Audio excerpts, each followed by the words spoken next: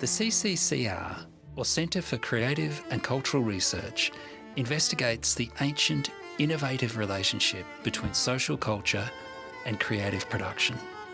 Based in the Faculty of Arts and Design at the University of Canberra, we generate scholarship and artwork in a wide array of humanities, social science, applied and creative disciplines. You are listening to a fresh presentation from the CCCR's Culture and Creativity Seminar Series. The presentation was delivered with slides. To view those slides, or to learn more about the Centre's work, please follow the links in the program notes. This podcast was recorded on the unceded lands of the Ngunnawal and Ngambri peoples.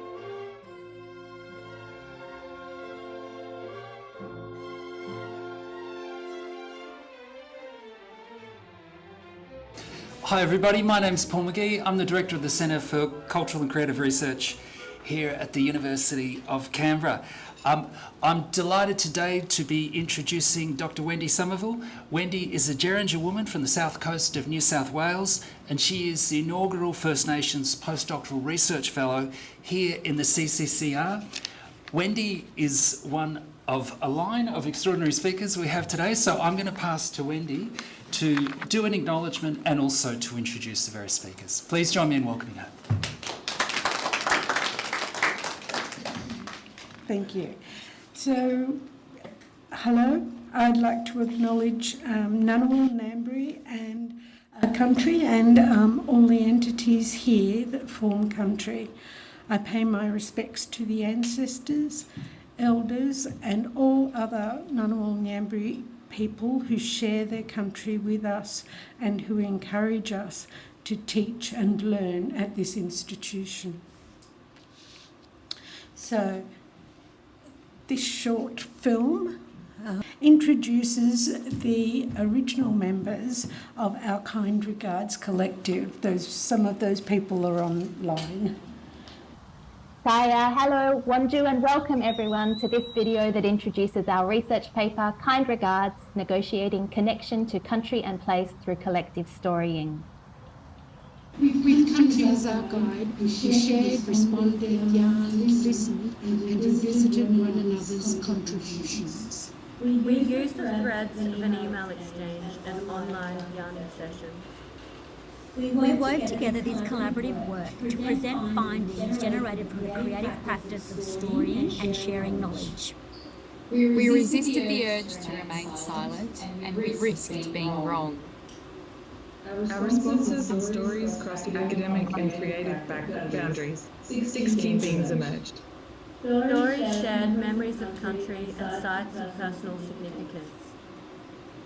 The importance of honouring children and childhood was clear, with many of us centring children connecting to country at early ages, all of which have carried us throughout our lives.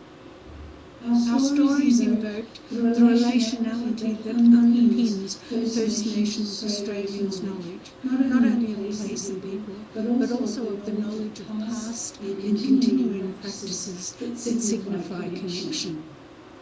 Sensorial responses permeated our storying, connecting us to place, country and each other, exposing vulnerabilities we had to feel and yarn our way through.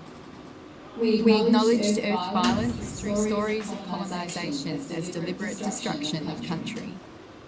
We took a practical approach grounded in kindness and found that these really supported our negotiated connections to country and place.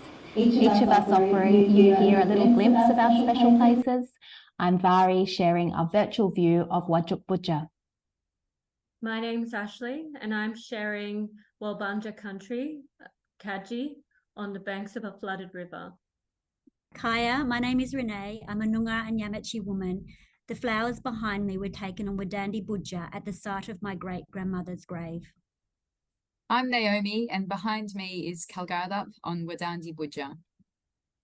I'm Lisa, a Willy woman, also descended from Waka Waka and Gurrang peoples, and behind me is Auburn Falls on my great-grandmother's country. This is Bomaderry Creek Gorge on Jerrinja country where I grew up, and I'm Bethany. I'm Wendy and I am of Jerrinja country. Behind me is the beach at Shoalhaven Heads. This collective paper is just one version. Our stories could be revisited and yarned over and over, and each time would generate a new account. We invite you to form your own kind regards. So that was, I'll talk about that a little bit later, but since we made that little video, the collective has grown to include Crystal Arnold, a Gundungurra woman, geographer and lecturer from the University of Wollongong, Shan Bennett, who is a Kamilaroi woman and PhD candidate from ECU, and the wonderful Andy Stapp, a Maori woman teacher, foundation member of the First Nations Collaborative Research Web and recent PhD graduate. So I'm going to talk a little bit about the history of our research collaborative.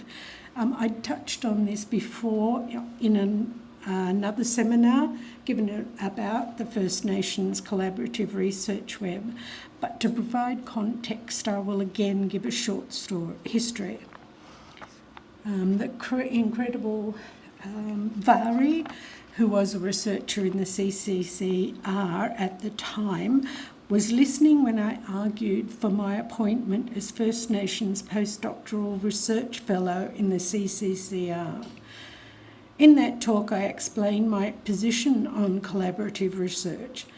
The idea of collaborative cross-cultural research appealed to Vari, and we started discussing what such research might look like. Country was central in our discussions. However, the discussions took a sidestep when Vari lost her position at UC and went back to ECU. We were determined, however, to continue with our project, and we started writing emails and we started talking in Zoom rooms. We hit gold when Renee and Naomi from ECU joined Vari, Bethany, Ashley, Lisa and I in the project. Relationships and understanding were built as we shared our stories around connections with country. Our first journal article, Kind Regards, Negotiating Connection to Country and Place Through Collective Storying, was published in the Australian Journal of Environmental Education. The paper detailed the process and outcomes of a year-long exchange investigating how active learning can emerge through collective place-based storying. Beginning with country as our guide, we shared, responded, yarned, listened, and revisited one another's contributions. The collaboration investigated a practical approach grounded in kindness to negotiating connections to country and place. The Kind Regards paper of was launched at a symposium of the Australian Association of Environmental Education at the University of Wollongong in September of 2023. We were unable to attend, which is why you got that little film of us introducing ourselves and our project. But today, we are quickly outlining some facets of our research. So Ashley comes next, but after Ashley, Bethany will reflect on the most recent project and paper, which expanded to include fieldwork, and a presentation we gave at the Cultural Studies Association of Australia conference last year. We then hand over to what we're calling the Sunset Crew from Edith Cowan University, who discussed some activities we undertook when the Sunrise and Sunset crew met in person in Wooroloo, which is Perth, a further paper and ideas for the future. But first, our next speaker, Ashley, will discuss a practical application of the methods used in our research for our first article. From the 1st to the 3rd of September in 2023, the Kind Regards Collective were invited to participate and run a session at the ICMOS General Assembly, so the International Council of Monuments and Sites. And this is a global organisation, but we were invited to deliver a Kind Regards session at the General Assembly of the Youth Forum, and this was on Cockatoo Island. So what we did in this session is we tested out the method of research that we developed within the Kind Regards process around storying. So when we worked with Kind Regards as a collective, we did it all through email response and writing together and connecting as colleagues, but also our friends. And what we wanted to do is offer this experience to people in person. So we delivered the Kind Regards session and we followed what Vari introduced to us as being a score, which, you know, was a really beautiful way of describing what we did. So I'll just read a little bit around what prompt we did and how we ran the session. So a score is a term adopted from performance practices to describe instructions for action. So the score is a clear way of expressing the rules of engagement, but also keeping with practices and, you know, allowing for those rules to be bent or broken in playful or experimental ways. So our score always assumed when we worked together, we worked with kindness, care and trust. And we did this by enacting this connection with workshop attendees, so young professionals from heritage industries. And there are over 40 in attendance at the session. So we actually ran two yarning circles, which I'll talk about in a moment. But our score kind of set us up to engage with these participants before we even met them. And what we asked each participant within the General Assembly Youth Forum was to actually bring a prepared story. And that prepared story was called Round One. So we sent out a prompt to all of those participants to get them to think of and write a prepared story around, you know, a response to a question. And that question was, how do you relate to country, which is what Aboriginal and Torres Strait Islander peoples often use to refer to our relationships to place. But we also kind of put in the prompt place as well, because what was really special about this event is that it had an international audience. So we had people from all around the world engaging in this process. So we sent out this prompt, how do you relate to country or place? And then everyone was kind of guided to think of a special site, location or area that's meaningful to them. And the idea is that that story would establish, you know, a commitment to the session before they came, but also a way to express who they are and where they're from. And they prepared the stories to bring to the workshop, which we did in round two, which is a yarning circle style. And so, oh, you've got the pictures there. It was, you know, a beautiful backdrop on Cockatoo Island with the Warama, with the background of the city. And each of the participants shared their special kind of place and story or connection to country. And we then kind of went around to the group, and Wendy and I facilitated that. So the outcome of that is it set up a really good kind of way for those young professionals to connect and work, you know, together and get to know one another. And a paper was written about, not by us, but by the conveners of the Youth Forum, about what happened at that session, which I just wanted to kind of read to you so you can see the impact on others as opposed to, you know, what we say happened. So they wrote, as part of this session, the delegates were asked to share a story of their connection to place or country where they came from, ultimately producing a collective story, which happened in the yarn in the round two.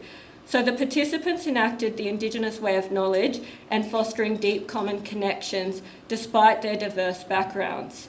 So the collective storytelling facilitated by Wendy and Ashley highlighted the crucial aspect of respectful listening in comprehending diverse narratives and perspectives.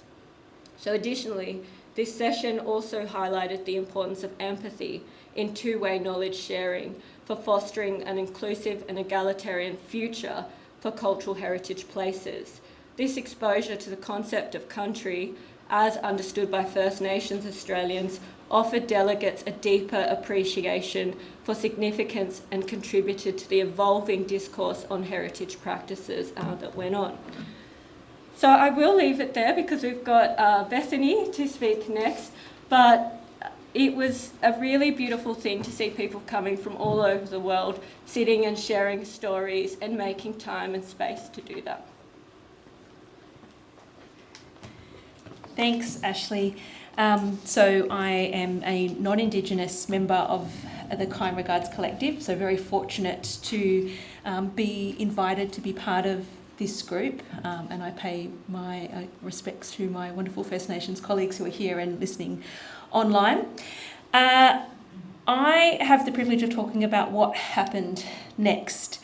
So Wendy did mention at the start that at the end of last year, Wendy and I went to the Cultural Studies Association of Australasia conference, which was focused on anti-colonial futures and representations as the theme, to present a paper on the work that we had been doing since that first publication. And our paper was called Anti-Colonial Collaborations Across Country and Cultures.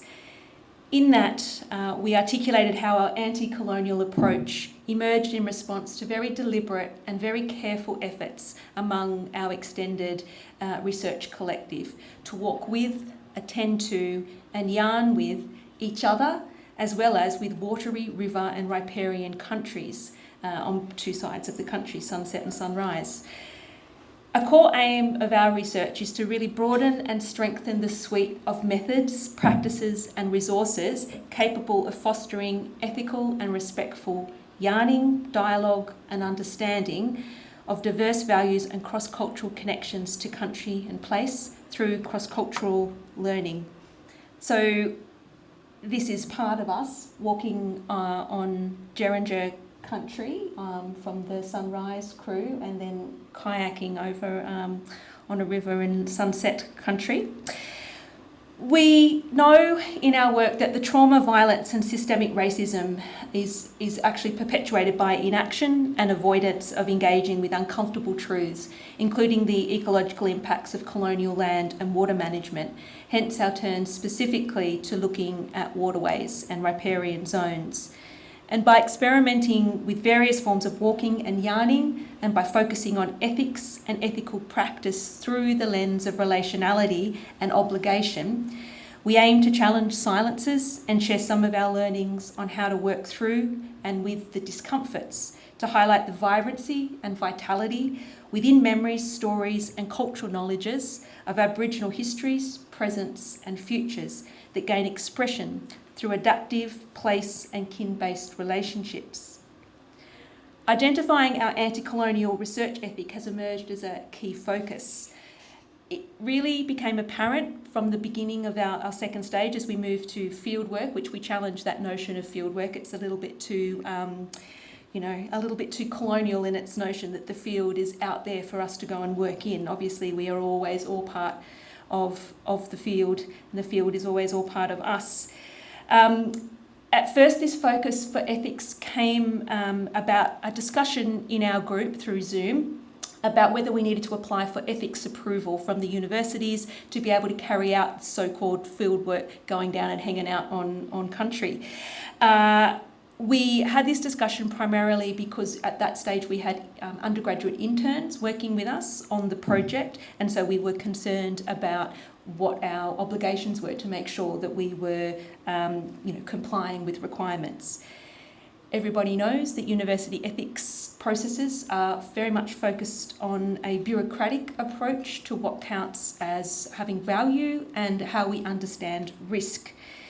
And the way that it centres conceptions of risk are very colonial in nature, and they don't necessarily align with culturally appropriate work on country. So there were some expletives used in that first discussion about whether we might, I did use some of those at that presentation, but I won't here, I've cleaned it up for this audience, about why would we bother going down that particular path. And we weren't doing fieldwork in a traditional sense. So we felt quite comfortable through that our ongoing discussions about ethics that the ethical processes that we were engaging in were more robust than the traditional university ethics processes. In our first online yarn, we really focused on the way that, again, those university processes neglect relationality.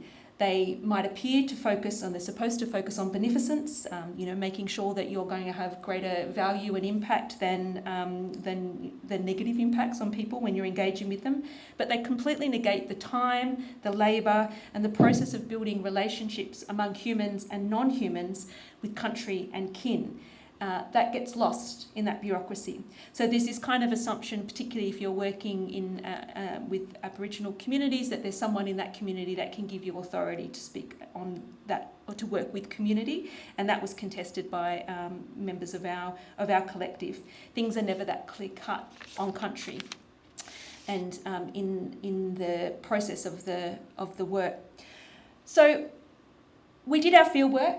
We had great fun. And after presenting at the conference, we were invited to contribute to a special issue of Continuum on anti-colonial futures, which is coming out soon. Paper has been accepted, yay. And we used that as a chance to think through our ideas a little bit more around this ethics. The paper's called Kind Regards, Fire Making as Ethical Resistance and Anti-Colonial Praxis with River. Fire and water, my friends. And in that, we examine how relational place-based storying functions as an ethical site of resistance and anti-colonial practice. Grounded in our relationships with three rivers, that diverse relationships and relationships that were formed throughout the project as well, but long predated that. We demonstrate how being in relation with place or country and each other challenges a colonial overriding of history and enables a reimagining of anti-colonial futures. And we introduce fire making as an ethical and anti-colonial methodology grounded in relationality, completely inspired by Ashley, the most amazing creator of fire. I'm from the bush. Ashley can make a fire out of anything on any country, anywhere, I reckon. It was pissing down with rain when we had to create it, when we created a fire. I have no idea how you did that, but Ashley made a fire in the most ridiculous conditions, and it really did show us. It really spoke to us in terms of the way in which you must work with country and each other and the materialities that you're engaging with to generate something and to create the warmth and space for dialogue, yarning around fire to create alternative futures of possibility. So, like tending a fire, in our work, we collect material to enable ignition, these stories. We feed and stoke the flames and we maintain the burn through yarning, moving and storying together. This practice guides our engagement with uncomfortable truths and the ecological impacts of colonial behaviour. This is the fire. This is the fire that Ashley bloody well made. It was coming down around. We examine how fences, signs and weeds, so these are our three things that we focus on in this paper, fences, signs and weeds, materially mark ongoing colonial violence while also exploring the ethical negotiations required to sustain respectful relationships with country and one another. So our storying aims to centre Aboriginal knowledge and memories. We're positioning storytelling as an act of resistance, an intentional modelling of how Aboriginal peoples have always made futures and invited and with open arms non-Indigenous people into these possibilities within our Kind Regards collective. And through iterative cycles of sharing, responding and retelling, we show how collaborative place-based storying can inform these Indigenous futures and offer a cultural studies praxis grounded in ethical accountability to place.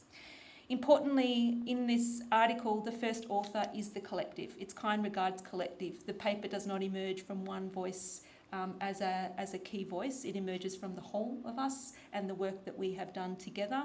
So a key component of our ethical work is actually thinking about collective authorship, which does not go down well in the academy, that wants to hierarchicalise every form of knowledge. But that's what one of the things that we're critically engaging with. And now I'm handing over to our fabulous Sunset crew. Vari, are you there? I am here. Can you hear me? Yay! Hiya, good friends. Hello, new friends and old friends. We've already sort of introduced this idea of fieldwork in air quotes. So I'm sort of just going to frame the expansion and carry on the story of our Kind Regards collective work through this year. We were fortunate to have some support from both University of Canberra's Centre for Creative and Cultural Research and an Edith Cowan University facilitating research collaboration grant that allowed 7 of us to meet in Perth in May this year. So this visit related to our current river work project with those 3 sites that have been introduced in some of the images we've seen so far, looking at Shoalhaven River on Jerrinja country, the Wooditjup Bilya or Margaret River on Wadandi Budja or country, and the Mandun Bilya or Helena River on Wajok Budja or country. And on this occasion, we were able to explore one of our 3 river sites, the Mandun Bilya, that you can see pictured here. And that allowed us to come together, 7 of us to be together physically for the first time ever. Previously, all of our work had been undertaken at a distance with sort of small regional groupings, as you've heard, our sunrise and sunset groups. So just to sort of speak to what you can see here, we were welcomed to Wajok Budja by Uncle Walter Maguire, who offered us a really wonderful extended welcome. And it was actually Uncle Walter who offered us the framing of sunrise and sunset as ways of speaking about our regional groupings, concepts that we picked up and ran with from that point on. Walter offered wonderful knowledge, including sort of contesting concepts like referring to Perth as Borlu, which some of us do, but he also described the way in which that talks about only a very specific part of the city of Perth. So you might hear us using both of those terms for the place that we were able to come together. And the visit allowed us to host a number of public activities, and Renee and Naomi will speak about a couple of those in a moment, as well as a Welcome to Country and Creative Exploration Day. So in addition to our yarning with Uncle Walter and hearing, just sharing knowledge together in the way that we do in Kind Regards, I introduced a creative activity as well, which allowed us to sort of explore some of the creative approaches that I've been developing in a participatory artwork, Riparian, which related to our river work. So what you can see there is an activity that challenged us to subvert the colonial painting genre of the coastal profile. These were landscapes that provided visual information about the topography and morphography of the lands from a sort of onboard a tool ship looking back on the land in a speculative and probably greedy way. So we subverted this idea by lying on our bellies to experience this riparian landscape in a way that sort of conceptually mimics this view from on water, and then sketching the country that we saw, what we could see of this riparian land, using paints that I'd made from weed species growing on the site.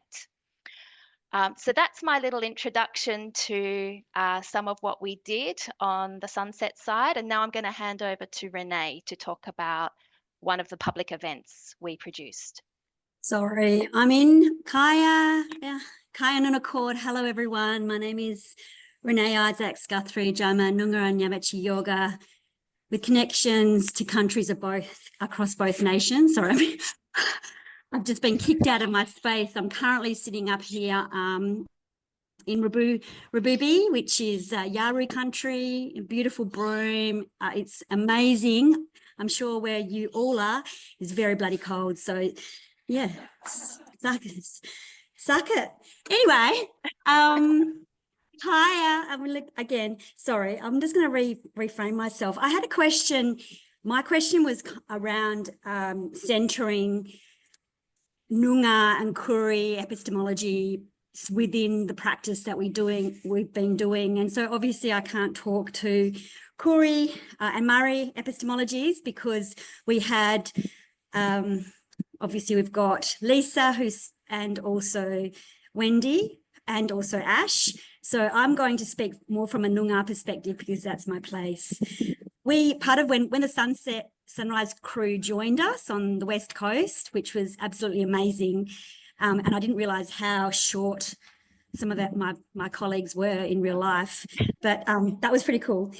We had a number of opportunities. So as Vari's just described, we went out on country and we're sitting down there with Uncle Walter Maguire, but we also had several sessions, and we conducted a session, which I guess was a facilitated kind of circle work where we invited people who were doing HDR work to listen to both Ash, myself, Lisa, and also Wendy about what we were doing and how we were centering Aboriginal epistemologies in our own practice. So I think from my point of view, the work that I'm doing and why I love working with these women is because it captures what I do within my own PhD and my own research, which obviously grounds Aboriginal epistemology in everything that I do, which basically means that knowledge is relational, it's lived, and it's storied, and it comes through those deep connections between people, country, ancestors, and spirit, and of course, place. So from an Aboriginal perspective, and certainly from my perspective, knowledge isn't abstract, it's not detached, it's not extractive, but it's carried through those relationships of reciprocity, respect, and accountability, which I'm repeating some of the concepts that people have already talked to this morning. So in my work that I've been doing, I'm ensuring that I'm centering those ways of knowing, being, and doing, and pushing back against the Western frameworks, because I think, I'm not saying Western frameworks are wrong, but Aboriginal frameworks of ways of knowing are just as important and can sit alongside, or they can sit in their own right as well. And I think we need to remember that and start to honour that more within the work we do, which also lends itself to the concept that we've been recently talking about in terms of citational justice. But that's another yarn.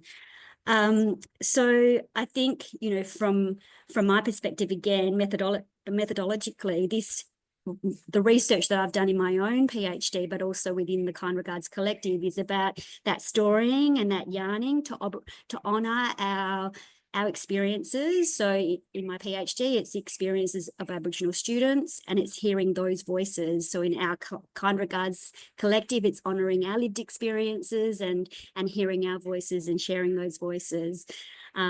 So it's recognising that narratives of transition, belonging, and identity are not data to be analysed, but are teachings to be listened to. It's about creating culturally safe spaces where we can all share our own experiences within the natural rhythms of those yarns or whatever they unfold. And they can take up all sorts of different conversations and then weave back into what it is we're intending to do, but we need to do that pre-work to get to that next point of our research. Again, it's always strength-based from my perspective, particularly from an Aboriginal perspective, and honouring the fact that Aboriginal people are strong and pushing back against the deficit, which we often see in so many ways in the media, and all sorts of platforms about who Aboriginal people are and what Aboriginal can and can't do. But again, coming back to this Kind Regards Collective, and I'll stop yarning in a second. So, my work with the Kind Regards Collective further enacts these epistemologies in practice. So the collective, which is obviously a combination of Aboriginal and non-Aboriginal researchers, who Bethany says she's honoured and privileged to be working with us, but equally I feel that's reciprocal and reciprocated. I feel honoured and privileged to be working with everyone in the group. We all are important and significant, and we all have a lot to offer. And that's that element again of underpinning that kind regards. So we're grounded in relational and place-based methodologies such as the river storying, such as the walking, such as the fire making. And these practices are acknowledging country as co-researcher and knowledge holder and demonstrating that knowledge is generated within country rather than about country. And so the collective's authentic or ethic of care, slowness, and collective authorship informs my own, again, doctoral approach. So the two are linking really nicely, and modelling how story, relationship and place can guide ethical and transformational research. So hopefully that answers some of the question, but at the end of the day, the work's deadly and I'm really honoured to be here today. So thank you all for listening. Hi, everyone. My name's Naomi Godden, and I'm a Wadjala, a non-Indigenous woman living in Wadandi Budja in southwest Australia, which is Renee's country. I'm also really privileged to be part of the Kind Regards Collective and, yeah, building our relationships together and sharing and learning alongside each other about what it means to live on and with and in relation with country. One of the activities that we did in the Sunset Country in WA when our Sunrise colleagues came to visit was we hosted a collective yarning circle and we invited people within ECU to come and yarn for a couple of hours or so. And so we had people from a whole range of different disciplines and schools across the university, so a really nice eclectic group of people. And we had a few prompting questions. I just wanted to share some of the things that came through in that discussion. It was very much a critical dialogue or a critical yarn about what it means to be enacting Indigenous research practices with country in the context of colonial and Western university systems. And I think some of the discussion points that we were yarning through are helpful, helpful for us all to be reflecting on in our own practice and what how we kind of grapple with these ethical tensions that we experience. So one of the prompts that we had in that yarn was asking folks to think about the misalignment between university research practices and Indigenous research practices. For example, this rush to publish or the hierarchies of knowledge, thinking around the ethics research, the ethics systems and so on. One of the things that came through really strongly in the yarn was that Aboriginal people know more about Indigenous research practice than those who are supervising them and who are proving their ethics and examining often. And this is a real tension then for Aboriginal students in particular, who are often being pressured to really draw on their own experience and actually teach their supervisors, the ethics committees, their examiners and so on about Indigenous research practices and Aboriginal ontologies. There's also pressures that Aboriginal students and Aboriginal researchers are experiencing where they're pressured to engage with epistemological frameworks like Foucault that don't necessarily fit or translate with Indigenous ontologies and these tensions. So the Kind Regards space is a place where we are really kind of grappling with some of these, not just external because they're very much embodied as well, but the context in which we're trying to do the work. Another area that came through in the yarn as well is around this burden that often Aboriginal people, both researchers and students, the intellectual and the social burden of explaining Aboriginal ontologies, thinking and practices. This pressure to be explaining and to be teaching, and then this requirement or this kind of extractive pressure to be then bringing this into the academy. So one thing that came through really strongly in the yarn was the importance of Wadjala, white people, taking responsibility to teach classes on racism and carrying that load around what it means to be pushing back on racist and colonial systems and calling out racist behaviours. Another point that came through really beautifully in the yarn was that First Nations research inquiry ideas and practices are good research practice, and they avoid tokenism and the risk of appropriation and extractivism. And so you know, some of these practices are things like self-reflexivity and acknowledging positionality, engaging with the work, not just speaking for it, as Renee was referring to before, and yarning as a really old, ancient method, and that this is a methodology that is an invitation for all of us to be engaging in relationship with each other and with country. So with us as the Kind Regards Collective, we've really learned and are continually reflecting on the importance of a collective space for building strong relations, where we can stumble together, where we can generously challenge each other, where we can respond to each other and learn together as we grapple with what it means to be in relation and to do this work in the colonial context of a university system. I might close up there. Maybe Vary, if you want to just finish off our sunset section. Yeah, thank you, Naomi, and thank you, Renee. This is just a little to round off our sunset section. This is like hot off the press, latest news. We were really delighted to learn just this week, it's hard to remember actually, was it this week or last week, that we as a collective have been the recipient of this year's Citational Justice Award. So this is ECU's Strategic Research Centre for People, Place and Planet Directors Award for Citational Justice, which recognises that who and how you cite, reference and annotate your research matters. So we submitted an application on the strength of our continuum paper that Bethany spoke to us about, as well as the body of work and our ways of working that have brought us to this point.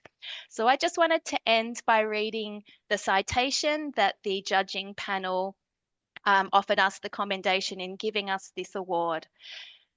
They wrote that the panel was impressed with the approach taken to knowledge referencing and authorship, and how the Kind Regards Collective enacted citational justice through their writing. In particular, the citational justice of and for country and the output is to be commended. Links were clearly made to the Centre's values through the application and the output, and the use of non-traditional sources in the reference list of the application support the citational justice processes put forward. So it was really delightful for our collective work to be recognised in this way, and gives us a real boost for our next paper, which we've started working on. Thanks, folks. I'm going to hand back to our Sunrise crew. Thank you, everyone from the Sunset crew. I'd like to say, in reference to the short people comment, that my remark is slightly different. So we knew Vari going in, we knew how warm and generous she was, but meeting up with the Sunset crew was wonderful. We found that Naomi is one of the best huggers you could come across, so enveloping, and that Renee is a serial hugger. Why hug once when you can hug twice? That is her. So have we got any questions? Yeah. Anyone have any questions? David, I knew. Thank you all so much for the wonderful work and for the great presentation.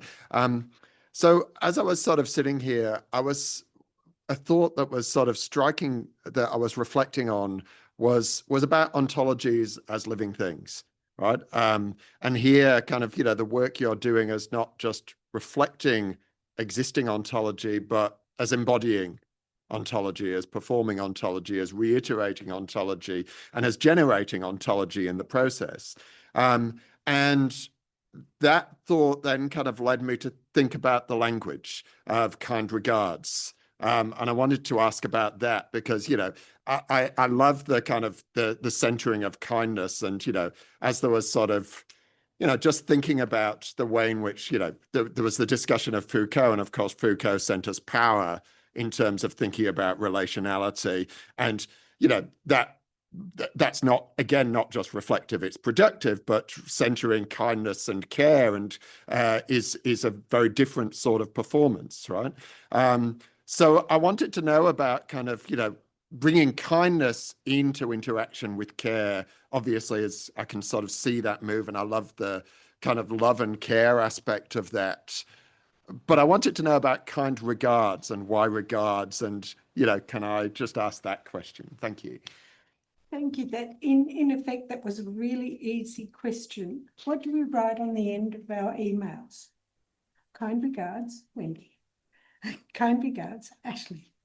So that's where that first idea of kind regards comes from, because we were then, emailing and Zooming. But in our next paper, all will be revealed. Is that not right? Oh, sorry. Ashley wants to add something. I always have something to add. She always does. I just wanted to say that the kind regards and the language around kindness is incredibly important to our collective, because we're working not only cross-culturally within a collective of people from all different countries and places who have their own perspectives and views, and kind of bringing us all into a space where we're sharing our stories is quite a vulnerable, but also a space where tensions and conflict can arise. And so we wanted to make sure that we centered this kind of ethic of working and, thinking about how all of our different perspectives are kind of valued and cared for and can add to our collective work and research.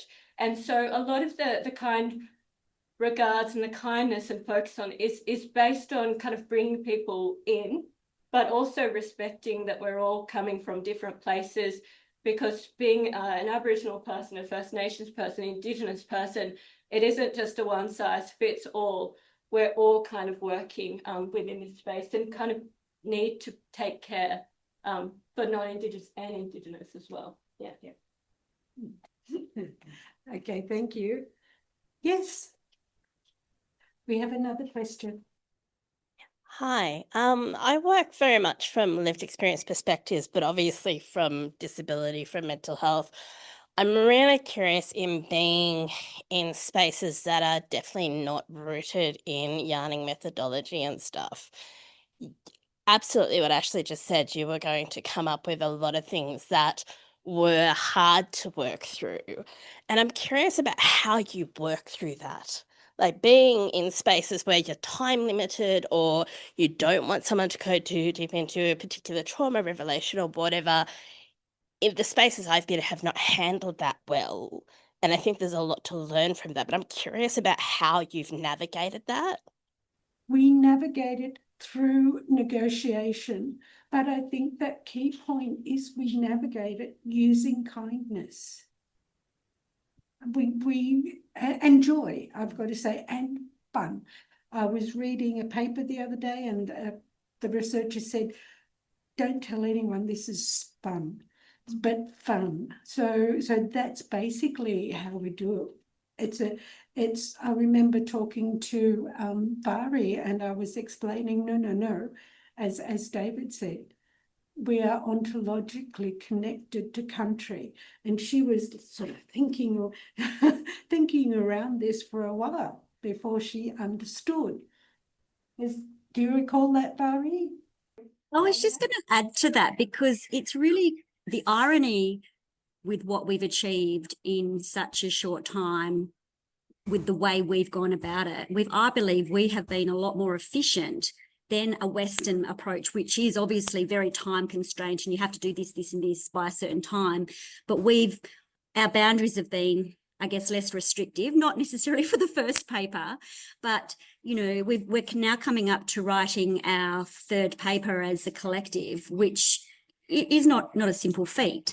And we've done that within a shorter period of time than I would argue would have been achieved if we went down that Western approach. Well, if we had applied for, university ethics, for example, and done it that way. So I feel like our deliberate kindness and our slowness has actually been has achieved what Western frameworks want to achieve if that makes sense. So yeah, it's kind of like the ironic way of looking at it.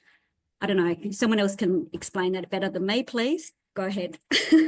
I can add a bit to it as well. So this next paper that we're preparing is a methodological paper in answering that exact question of the how. How have we been working together? What does kindness look like in practice for us as a collective? So keep your eyes out for that one. Of course, we'll share it around. But I can share some of the practices that we've already identified and we want to really yarn through as we share this paper. So we take a really holistic and reciprocal and relational approach to care and love. It's the love and care for as and for the self, the collective, our community, ancestors, country. These are all intermingled together. And I think a really key part of this is that unlike what's kind of called upon us in our Western system, we don't really separate the professional from the personal. We're all in. We understand that who we are and what is happening in our own lives is, of course, intertwined with and interconnected with what is happening with us in our work and what we are trying to generate together. And I think this is quite a challenge for a lot of people who work from a kind of traditional Western frame, but this is what relational work looks like, and this is what working in the context of being in relation with country is. It's not like country is going, I'm country here and not country there. We're all in, we're all part of this together. So I think that's that sort of, boundary crossing, if you will, is actually really key to what it means to do this work in a sustained way. The point around being critical but kind, I think is also really key to how we practice. So we're unafraid to challenge and to push back, but we do so from a place of, is this building the whole rather than trying to tear down? So it's critical for a purpose, a critical response, or a kind of a disagreement or conflict, which of course happens. What is the kind of the drive behind this? And this is about actually, how does this further enable us to build together as a collective and build our work together? So we have 2-hour meetings online, which, for most of my projects, gosh, the thought of a 2-hour meeting, I kind of shudder. But actually for these 2-hour meetings, they're probably my favorite meetings that we have, because we spend about half an hour at least to 3/4 of an hour of that meeting connecting, laughing, catching up. We don't even usually have an agenda. That kind of arrives through the process of us just kind of settling in with each other. And we are, as Renee said, quite efficient, but we're coming at that from a very different way than, the sort of try and get your meeting done in 45 minutes with a quick agenda so you can get that through. So we're really kind of embracing the joy of the relationship as the process of generating what we do together. So yeah, I think these experiences are really, it really to me feels like we're pushing back on and really resisting I don't know, what have sort of become quite professional processes within universities and within, a broader kind of context, and instead returning to old ways of being with and sitting and yarning and delighting in each other and our relationships, and still asking hard questions and still having hard conversations, but doing this from a place of kindness and love. Well, folks, that's our time up. We could go on. Let me tell you, we could go on. And thank you to our wonderful sisters up there. Yes, and thank you. That's it.